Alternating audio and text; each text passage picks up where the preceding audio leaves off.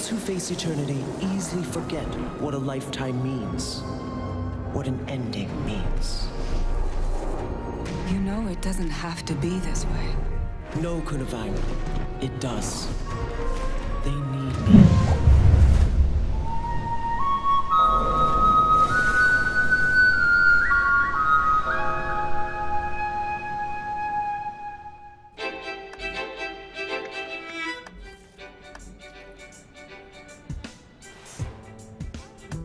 Welcome guys, End of Dragons Daily 49. So the new Dragon Response Mission patch just came out, Champions 3. I haven't been able to play it yet, kind of a double whammy of bad news for you all here as I speak into the microphone. It's 2 AM at the moment, there's a windstorm outside shaking my house and it's kind of scary.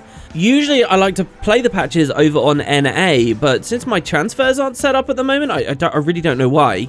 I can't at the moment, so I kind of put it off, and now I think I'm not going to be able to get that going until like midway through the month, so I'm a little bit behind. I guess I'll be playing it sometime early when I wake up tomorrow morning. And another bit of bad news, the PC I've been waiting on, I thought was going to be dispatched today. They've sent me an update. Oh, guess what? Because of the GPU shortage, it's not going to be here till the end of April. The end of April! I've got to figure something out. There's loads of things I wanted to do with it, like the NVIDIA 3D Vision project. And especially the end of April, that's when Champions 4 comes out. That's the finale. I really want to get good footage of this new stuff for you guys. And at that point, who knows what's going on with End of Dragons announcement. If it's going to be a quick announcement, just like with the POF stuff, then that's going to cut it really close to the expansion itself, and I'm really concerned about that. I don't know, maybe that's a bit optimistic. Like I said before, I still think End of Dragons could be late summer, and we'll just have more of a Heart of Thorn style roll in. I guess we'll see, but damn, it's really not ideal. Well, nonetheless, we can at least speculate and discuss. So I've got a random selection of questions here. Let's jump on in. Some fun topics. First of all, something about the gem store from Grim Haunting, who says something I'd like to see in the gem store that I would spend money on would be customized reviving animations. I would gladly pay $10 to $20 to be able to revive someone by poking them with a stick, or maybe dumping a bucket of water on someone's down, slapping them in the face. You're right, they could be very, very creative with this, especially with how I can imagine like a rainbow res and all that sort of stuff. It's very actually surprising to me that the devs haven't done this before. Maybe it shouldn't be surprising because I certainly wasn't inspired about this idea, but I think you're right, this is a good one. I even somewhat feel like, you know how many classes have a resurrection trait? It would be kind of nice if that trait had some kind of animation. I mean, technically it sort of does in some ways, like if you revive and put an aura on them on revive, or you put Aegis on them and protection on them or something on revive, then yeah, you do kind of see that. Guardians 1 has, when you initiate the revive, you do like a shield 5 bubble, but changing the actual revive animation would be really interesting. This also makes me think of the idea of a trait that allows a class to manually revive, but at range. Like when you think about finishers and you think about gathering tools, all these similar kind of channel interactions, there's a little bit of distance from which they can be initiated. That distance is greater than a revive, and so then they can play around with the animation a bit more. Like with the gathering tools, you know, maybe there's a laser beam that's channeling it, or a little pet runs out from you and grabs the thing. It's harder to do stuff like that, like a revive where a little pet revives for you, when you have to be standing right on top of the body and you might be clipping into it and stuff. So maybe this is why we've seen that ArenaNet hasn't done it in the past. Another really big area I think we could get new cosmetics out of. And listen, I don't want this just to be gem store. I mean, the reality is that this is a gem store topic. But I like to believe that maybe these could come in as just general features and general rewards for us to get. Another big thing I think has always been waypoint animations.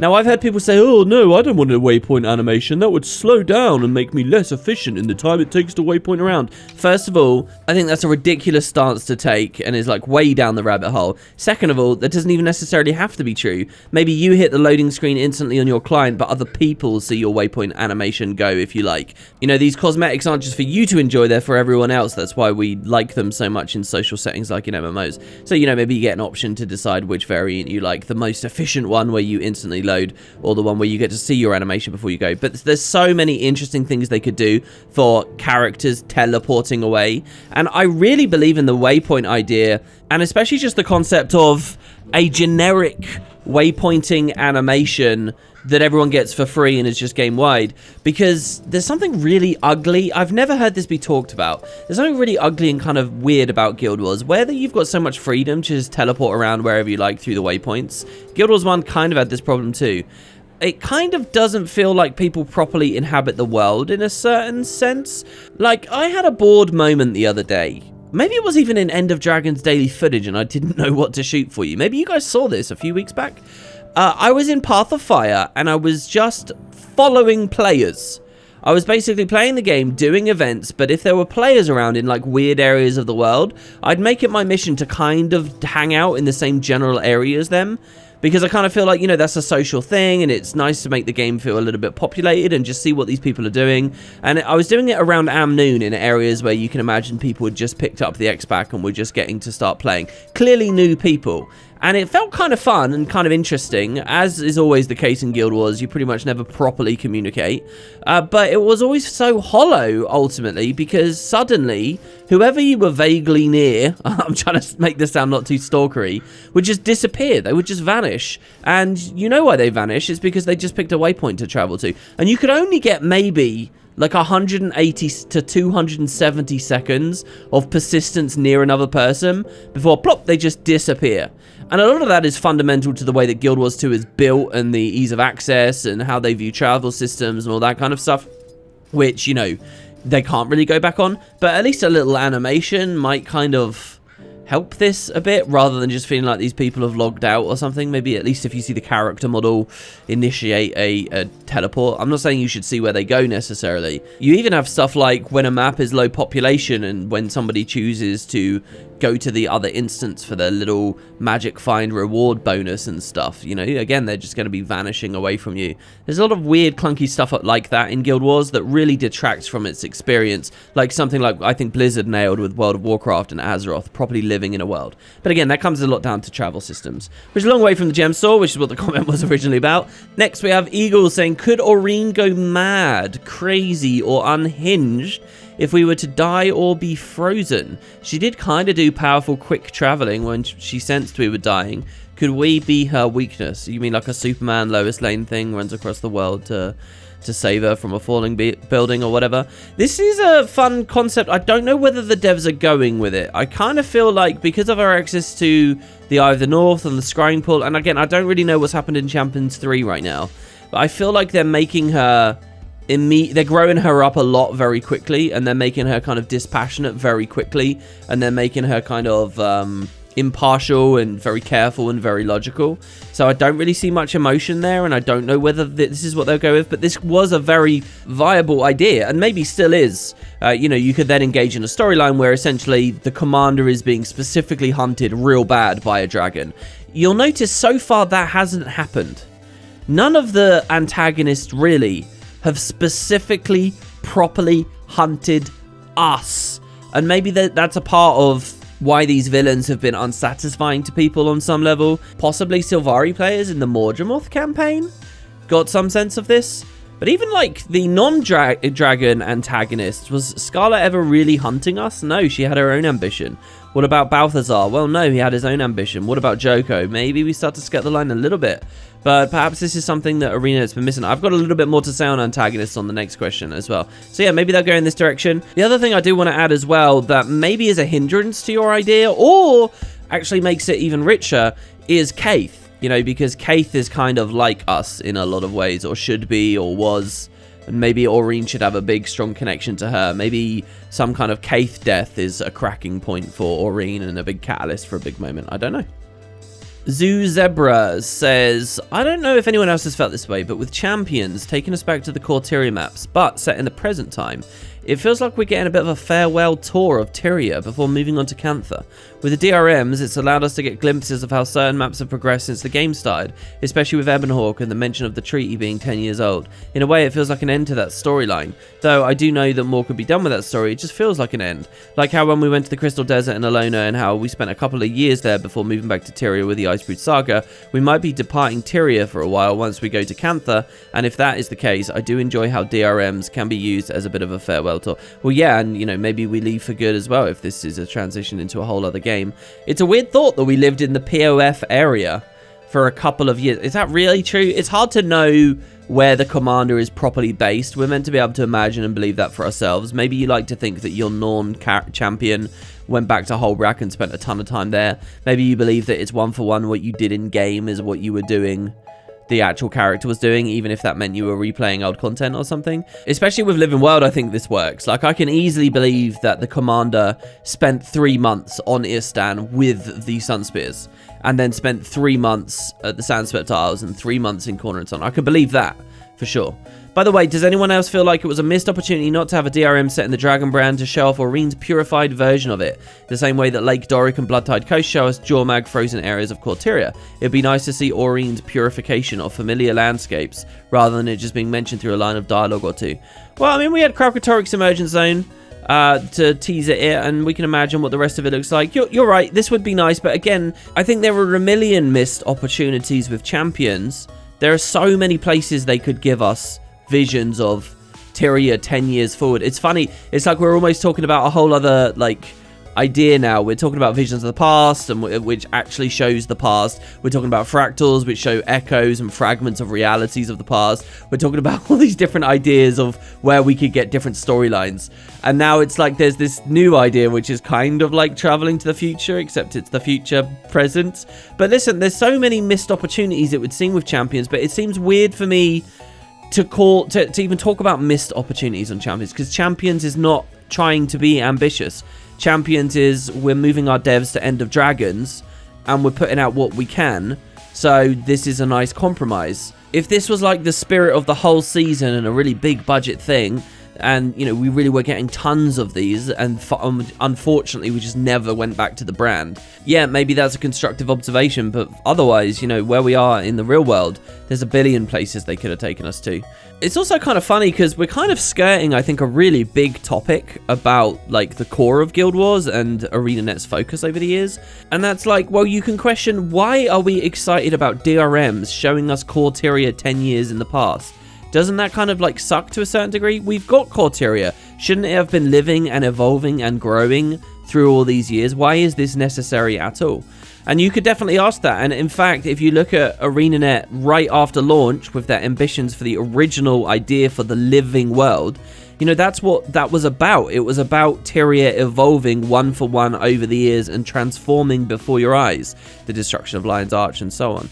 And, you know, they tried what they could, and the audience gave feedback on how they were able to realize that. People didn't like it much, and now we've transitioned into this other idea, this much more traditional MMO idea, this idea that was at playing Guild Wars 1 as well. This less interesting idea, perhaps, in some ways, which is that, look, we're just going to move you to new areas of the world, and we're not really going to service the previous areas that much. They're not going to change. They are locked in time. And yeah, we'll try a little bit to give you a sense of it through current events and stuff, but those have only gone so far. You know, you could say your excitement for DRMs showing you a glimpse of the world today is actually a testament to the failure of proper current events focus for all these years and stuff. You know, there's a lot we could say. I don't necessarily hate the world we're living in, for what it's worth. I'm very excited to be going to new places, and I was a little bit grim-minded about the idea of staying in just Corteria forever with the original idea of Living World. World says, even with the Icebrood Saga being rushed, Jormag has become the most interesting Elder Dragon to me. Kralkatorrik was a mindless monster for the most part. Cool fights and spectacle, but overall there wasn't much depth to Kralkatorrik as a character, in my opinion. Mordramoth reeked of generic supervillain vibes. He had a lot of potential, became a flat and one note. My memories of Zaitan are pretty lukewarm, though they had some interesting minions. Would absolutely love a Vision of the Past or a Fractal focused on Zaitan. Now, Jormag is the only one so far that feels like a true character. The rest just feel like set pieces. Not that there's anything inherently wrong with that, but Jormag compels me far more because of it. It'll be a shame if the Icebrood Saga is the beginning and end of Jormag's direct involvement in the game's story. I never felt particularly interested in Jormag until now, and it makes me hungry for more. Yeah, I like the way that Jormag's coming along as well. The thing with Kralkatorrik and Zaitan, I'll leave those two for now. Primordus as well. These much more classic Elder Dragon style are just set pieces, these hurricanes, these forces of nature. The problem with these being like truly compelling or interesting, I think, is that a lot of the supporting lore around them, like what their domains are, what their powers are, why their powers work the way that they do, what distinguishes their minions from other minions, these are the facts that need to be rock solid, blatant and clear in every player's mind. If they are, then you can really get a tangible grasp on these dragons and find things to really enjoy about them. But I have to say, one of the biggest failures about the Elder Dragon writing so far has been the devs are really waffly about this stuff. Like, hell, even in current patch, like, speculation and discussion, I constantly see people wondering, oh, does this dragon actually properly corrupt? Or if they don't, why don't they? Or is this technically corruption? Or what is this? You know, I think ArenaNet were way too waffly on these tangibles. If they had all been clearly laid out, I really do think that Elder Dragons as set pieces could have worked. Even Jormag, who I agree is fun to interact with as like a proper character, I feel like didn't have to happen. One way ArenaNet always could have dealt with this, and you know, hindsight's 2020, is really leaning into their priority minions, their champions, their big bads. And so you see with the Icebreed Saga, they kind of played with this a bit with the idea of the voices or whatever, but even then it's just a vessel for the dragon itself to speak through. But imagine if we had like an Orrin Lich character who really, truly was a character that we interacted a lot with and was actively on behalf of this dragon in the background and claimed to be speaking for the dragon, all that stuff. I really do think you can use those champions as a surrogate, so to speak, for the Elder Dragon itself and have your cake and eat it too. It's just ArenaNet have never really pulled that off well. Like Heart of Thorns, I think, tried it. It had those, you know, the main minions coming out of those big blighting towers. There were 3, maybe 4 of them, depending on how you interpret the concept art and the story and so on. And, well, those characters never really had that much dialogue. We never got to interface with them very much because that was constrained in all the ways that Heart of Thorns was. And then when you look at the other characters that have stepped into that role, like Balthazar and like Joko, well, they're not affiliated with the dragons. Well, they have things to do with the dragons, but they are not on behalf of them. And so with the way that things panned out, I think the devs just kind of missed a trick here. But I do think the idea of the big antagonists being as simple as hurricanes, you know, in terms of being able to converse with them, could have worked, even able to sustain a 10 to 15 year long arc, which is what Guild Wars 2's dragon story seems to, you know, ultimately be resting in the end. I don't know whether maybe the original world builders had that in mind, that this was a story that was supposed to last that many years. But, you know, they've had the freedom to play with it and do different interpretations. It's led us to Jormag, who I agree is a pretty malevolent and interesting character to interface with. Also, I don't agree that Morgemoth was one-note, flat, supervillain vibes. I thought Morgemoth was a pretty well done Elder Dragon, all things told.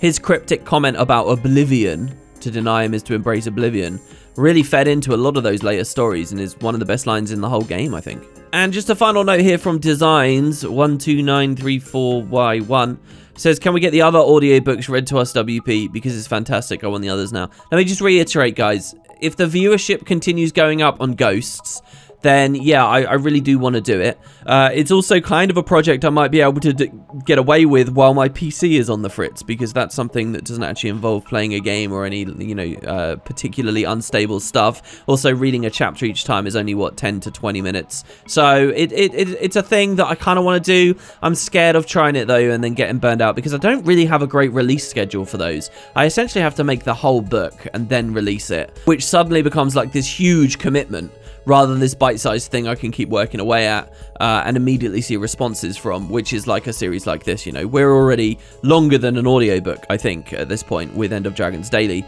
It's been really fun because every day I get to see a bit of a response immediately. I have to delay that gratification for a long time, and then even when Ghost did come out at launch, it was pretty lukewarm. So we'll see, but look, I like those books, and I think it's an interesting thought. So, I don't know, with this PC news, stay tuned. That's it, guys. Thanks very much for watching End of Dragons Daily. I'm still gathering big lore questions. We already talked a lot about lore today. I was just grabbing highly thumbed up stuff, really. So I'll see you for that one next time. Any thoughts, comments down below? Feel free to spoil the new DRM and all that stuff down there as well. Just as a warning, I'll have a comment in there as well for other people. There'll probably be spoilers down there. You know, the patch is out now. To me, that means it's a free game to talk about. And if that factors into some of your comments about the expansion, don't forget, we're kind of setting up the finale, which is setting up the expansion right now. I'm sure there's lots of juicy stuff there.